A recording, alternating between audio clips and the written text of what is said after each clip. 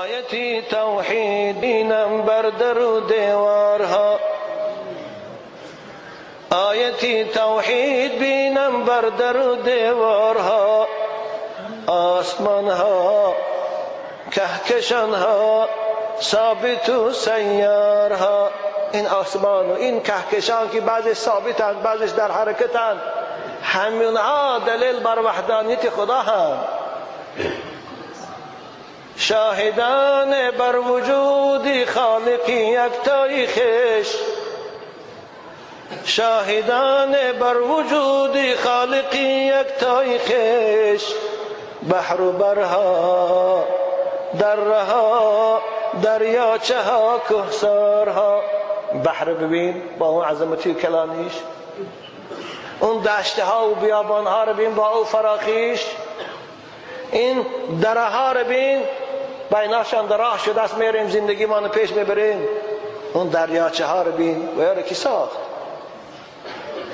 شاهدان بر وجود خالق یکتای خویش، بحر و برها درها دریاچه ها کهسارها. رو به بستان تا گواهی بر وجود حق دهند. یک بار باغ رو تماشا کن، یک بار باغ مدنیت رو، یک بار باغ پارک عینی و سامانی رو تماشا کن. چشت کشا ای فاسق بدبخت، ای منکر خدا و پیغمبر. رو به بستان تا گواهی بر وجود حق دهند، بیدها گلها علفها سرو و اسپیدارها. بیدها گلها علفها سرو و اسپیدارها. هر گل به خود یک رنگی دارد، هر گل به خود یک بوی دارد. او مگر خود از خود پیدا شد؟ این علفهای گوناگون که در او باغ میبرد خود از خود پیدا شد؟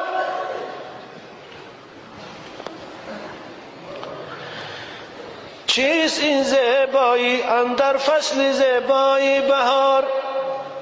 چیست این زیبایی اندر فصل زیبایی بهار؟ در بیابانها چمنها جنگل و نیزارها. ببینید بهار تمام طبیعت از نو زنده بشود. میدانها، چمنزارها، بیابانها، حتی نیزار، همون نیها هم گل میکنن، سبز میشود. اینو تماشا نمیکنی؟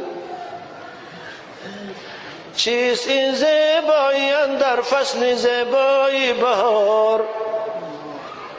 در بیابانها چمنها جنگل و نیزارها. کیست نقاشی طبیعت کین همه نقشی بدیع؟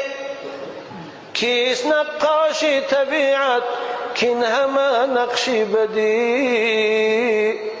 جز خدای حی سبحان کس کند این کارها. جز خدای حی سبحان کس کند این کارها.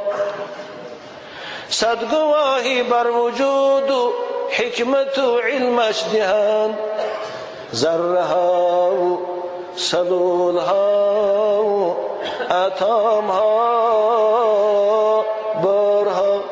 این ذره ها، ذریات های فیلیسی مونیسی، این سلول ها، این اتم ها، همینها شاهد آنند که اونها خالق دارند، آفریدگار دارند، نامش الله است. از اتم تا کهکشان ها تا سحابی ها همه، از اتم ها تا کهکشان ها تا سحابی ها همه، بنده حقند و فرمان بر نخود مختارها. بنده حقند و فرمان بر نخود مختارها.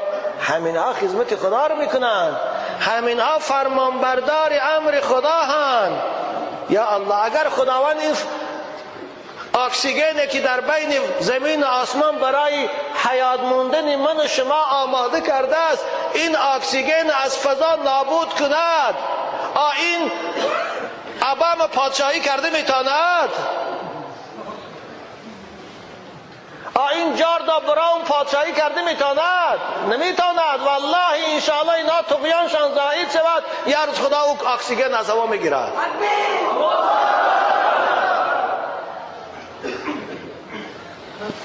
از اتم تا کهکشانها تا سحابی ها همه بنده حقند و فرمان بر نه خود مختارها. نه خود مختار نیستند، فرمان بر خدا هستند.